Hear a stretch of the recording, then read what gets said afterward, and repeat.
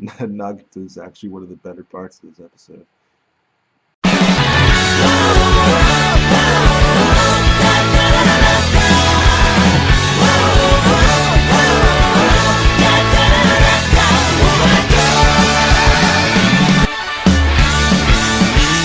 Yo, you guys, this is Blacklist of the Abyss, and you're watching my review for Kill Not Kill, episode 13.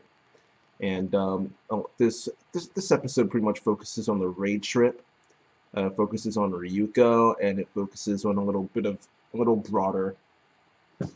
few broader things, just the Kiryuin conglomerate. Um, the beginning of the episode is more about the raid trip. Well, it goes raid trip Ryuko conglomerate, then it just goes around it. Okay, let me just start the beginning. All right. Satsuki's having this meeting.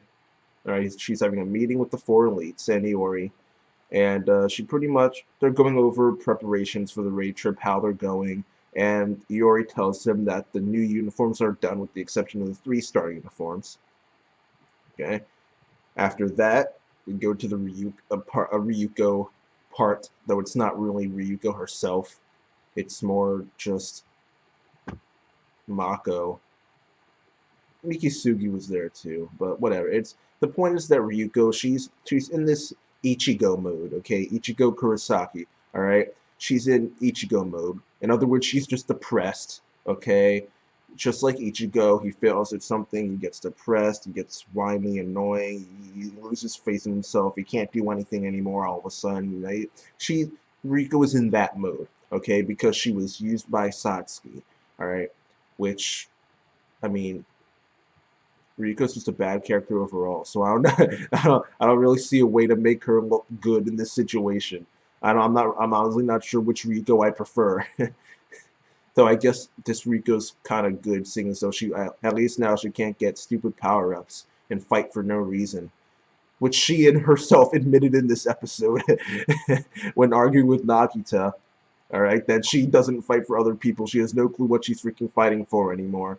All right, how can you say you're not fighting for anybody, and the entire time you were saying that you were fighting for your father? She has no clue what she's doing. She has no clue what she wants. She's just fighting for the sake of fighting because she's a delinquent. All right, that's it. She's just a bad character. All right, but well, actually, since I mentioned Nagita, I'll talk about him next. Okay. Like I said in my reaction, Nagita is pretty much one of the best parts of this episode. He's just amusing. He's funny. All the parts with him in it were good. All the parts with Ryuko in it were bad. So when you take the part that came kind of after this was like both of them were in it, and while Nagita said some good stuff in there, he actually said some really good stuff. Like you might think you failed, but you didn't, because one thing you accomplished was inspiring me to fight back. He actually said some really good, really cool stuff there. But Ryuko was in it, so the two kind of negate each other. It was just okay, all right. But he ends up Nagita. By the way, he's formerly in the newspaper club. He wanted to put some stuff in the newspaper that people didn't like, so they censored him and they had him suspended indefinitely. And he's trying to cheer Ryuko up and get her to put Senketsu back on and fight, and she says no. Right? She kicks him out of the house, even though it's not hers. she's just a freeloader, but apparently she can do that, kick people out. And after that, we go to Revox. All right, this was the other best part of the episode. Nagita and the stuff with Revox, Ragyo, and Satsuki. It's just stuff that has to do with Kiryuins, pretty much.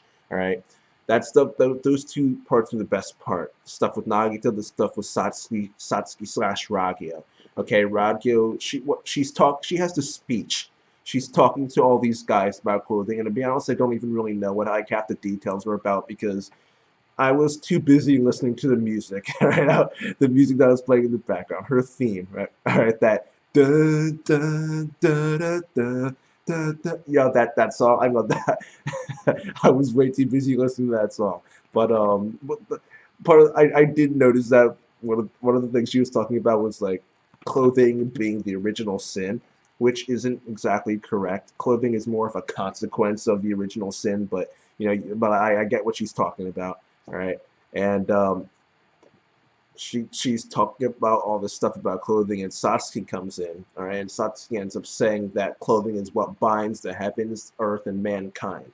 All right, and clothing will end up covering everything, and having clothing cover everything is the goal of covers. At least that's what Ragyo adds in at the end there.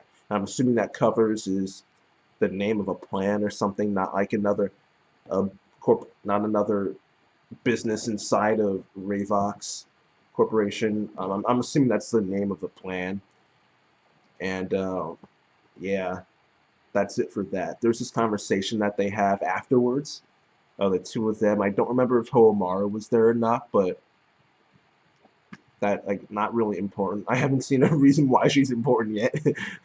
But they talk about Nui Harime, they talk about the raid and how that's going, preparations for that. And Ragyo says that if it's successful, then the naked apes lurking behind the students will be dragged out into the open. And I'm just assuming that that has to do with Nudist Beach. I'm just going to assume that. It's not every day you call people naked apes.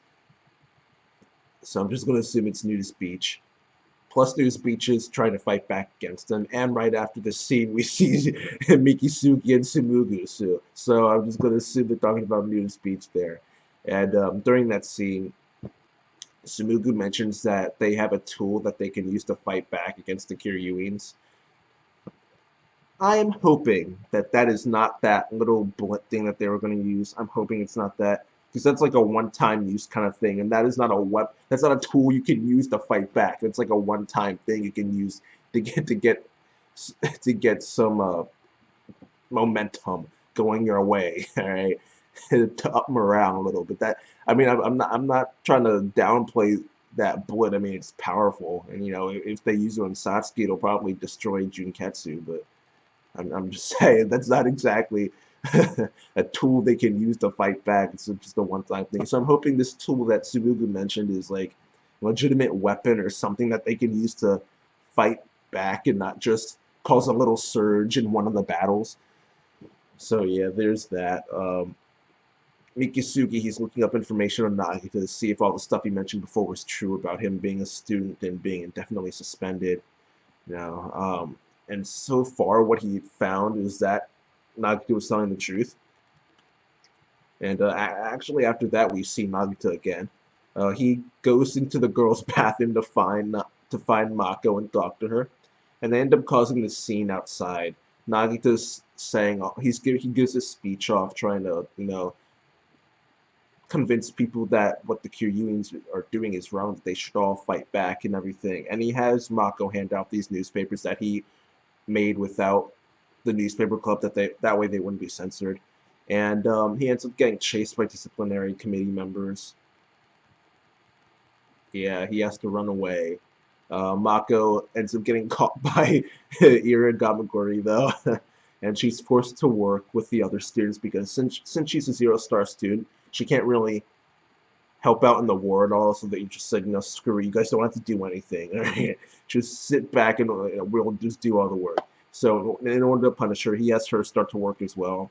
And she actually ends up getting caught up in everything and being forced to go to the war as well. I'm not sure which of the 3 locations she went to though. I think one of them was Kobe. I know that. Another one may have been Osaka. I might have just made that up. I don't remember off the top of my head what the 3 locations were. But the point is that she's going to one of them to fight. Yeah, that's that. After that, I think it was some Riko stuff. Who cares? It's just who cares? It's like Riko. Who cares? I'm not even gonna talk about it. Yeah, Riko's bad. Whatever she does is bad. It's just bad. This scene was bad too. It was stupid. It was her talking with Senketsu. I'm not gonna go into details. Who cares? All right, who cares? All right, but Nagita ends up coming in, crashing in. The disciplinary committee members come and do actually. They're beating him up in there. He talks to her a little bit before running away again, and before the disciplinary committee members run away, they end up getting a punch in on Mako's dad, all right, and he gets knocked out. The disciplinary committee members just, they take him away. He's just sitting there being dragged away and everything. And suddenly, all of a sudden, Riko's fixed just like that, apparently. And she's put Senketsu on. I didn't get this happens. This came out of nowhere. It made no sense to me. All of a sudden, she was fixed. I didn't get it. All right, but whatever. She goes out there. She saves Nagita, but it turns out that those disciplinary committee members were just puppets, and Nagita is actually Nui Harime. So that was actually that was good. I like that. That was another good part of the episode. Well, it involved Nagita, so of course it was good. But yeah, I like that part of the episode too. Um, and the two of them fight. I mean, it's not really a fight. I mean, most of it was just a black screen and then seeing random shots of swords. Like, it wasn't even a fight. Like, you couldn't see anything. But in the end, Ryuko gets beaten by Nui Harime, finally. Good. If she got beaten every episode, I would love that, but it's not going to happen. Senketsu gets destroyed. I mean, not really. The guy's a main character. He's not gonna die. And even if he was dead, that would be such an anticlimactic death. It's not even funny. I mean, you don't even that. Nah, he's not dead. All right, he's not. All right. Um, yeah. After that, Harame was going to kill Ryuko, which would have been amazing, but Satsuki ends up coming in and stopping her, which is probably the most villainous thing she could have possibly done. Preventing us from being rid of Ryuko. It's like the most villainous act in the entire series. I don't see anything being able to top that, but oh well. Senketsu is in pieces. Nui Harime leaves, and Satsuki, she picks up all the pieces of Senketsu, brings them to Iori, and tells him to divide them up and disperse them amongst different students, get data from it during a raid, stuff like that. And the raid starts, everyone goes and leaves, Mako included, and Aikuru Mikisugi, he runs and finds Ryuko, because the data he was looking at on Nagita all of a sudden just disappears and gets erased. So he suddenly thinks Ryuko's in trouble. I guess since Nagita's entire goal was to see Ryuko and talk to her, I guess it's not. I guess it would make sense to think that something's going to happen to Ryuko if his data suddenly disappears. But yeah, he goes to Ryuko, finds her, and she's actually holding a piece of Senketsu in her hand. So yeah, another reason why Senketsu isn't dead. Her tears and the power of friendship are going to revive Senketsu somehow, and who cares? Who cares? Seriously.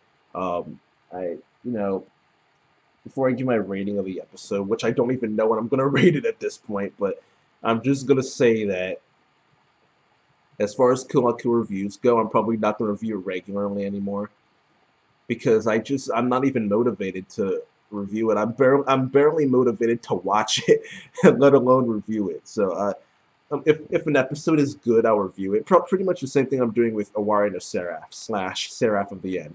If an episode is good, I'll review it. If something worth mentioning happens, then I might give some thoughts on that, but not a full review. But that's pretty much my plan for the future. The next 3 months of Kill la Kill, I'm not going to review it every week, especially since my Thursdays are incredibly busy now, because I've got Kill la Kill, Naruto Shippuden. I'm watching Strange and Pupa. I'm watching a couple other things as well that come out on Thursdays: ZX Ignition, Magical Warfare. My Thursdays are packed, so I just don't feel like reviewing. Plus, Beelzebub will be coming out again, since I'm not even. I was thinking about reviewing Chunibyo, the second season of Chunikoi, but I can't. I'm already reviewing way too many things. Way too many things came over from last season. So yeah. Um, yeah, so Kill la Kill reviews aren't going to be regular anymore. And as for the rating for this episode, I guess I'll give it a 7 out of 10. Nagito was good. Satsuki was good. Well, not even Revox. Like, Revox isn't a thing, but Ragyo was good. Um, but Ryuko was bad. She just was. And she was one of the three main focuses of the episode too, so that brings it down. So yeah, I'll give this episode a 7 out of 10. But yeah, that's it, you guys. All right, comment, subscribe, and I'll see you guys next time.